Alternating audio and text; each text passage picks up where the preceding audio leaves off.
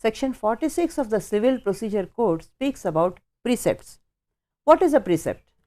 A precept means, according to the Oxford Dictionary, a command or an order or a writ or a warrant.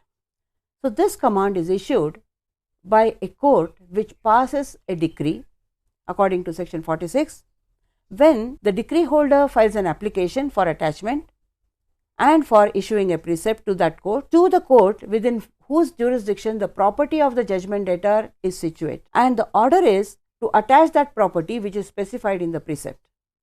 The nature and scope of this provision can be understood by the word precept itself, which is a command, order or direction by the court which passed the decree to the court which is competent to execute the decree, because the property is within its own jurisdiction.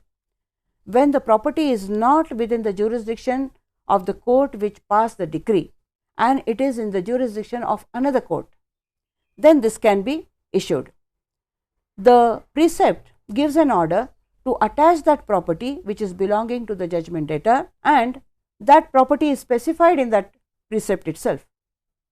The object of this provision is to see that the decree holder obtains an interim attachment of the property of the judgment debtor, and that property which is within the jurisdiction of another court is secured by attachment, because if it may be apprehended that the decree holder may be deprived of the fruits of the decree, in such cases the court can issue the precept to the other court.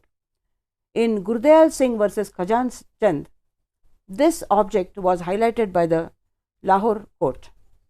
Now, there are limitations in the proviso to section 46, in which cases the limitation operates or the precept is not able to be issued. It should not be misunderstood to mean that this court is transferring that decree to another court. It is only a direction.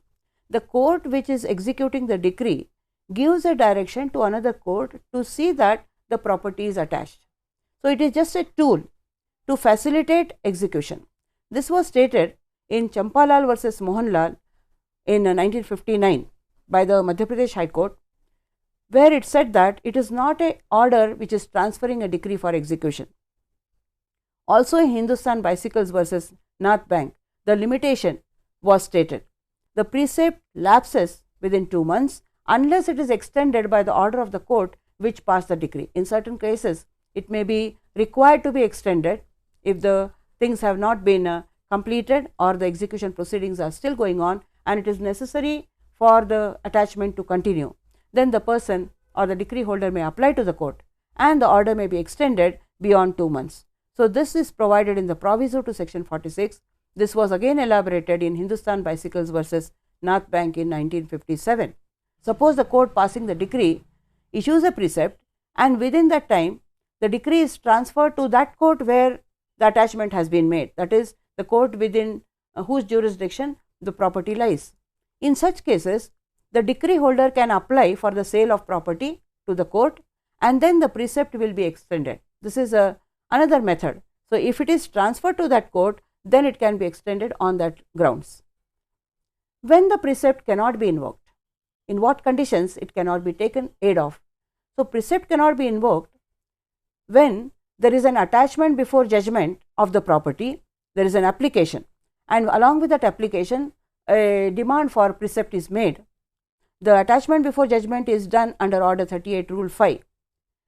Then precept cannot be invoked in that case. No attachment can again be effected under this section where the property is situated outside India. So, these are the two limitations. One is when it is attachment before judgment, or when it is the property is not in a court or it is not within the jurisdiction of the court in India, but it is situated outside India. A precept cannot be given or it cannot be issued to a court which is outside India. This was stated in Chimandas versus Mahadevappa firm, that is All India Reporter 1961, and Melamal versus Bishandas, in which it was stated that it cannot be effected outside India and the direction cannot be given to a court which is outside India. So, we see that a precept can be issued to a court within whose jurisdiction the property is situated to attach that property which is specified in the precept, and If the property to be attached is outside the jurisdiction of the court, only this precept can be issued. So, it facilitates the rights of the decree holder, and it sees that the property is kept intact for the purpose of the execution proceeding to be attached. The next video will speak about the garnish order, which can be issued by the court to a person in whose hands the property is there. I hope you have learned something from this video. If you have liked it, please share it with anyone who you think would be interested. Please leave your comments and I would be happy to reply to them. Do subscribe to get more information on everyday law and legal studies. Thank you.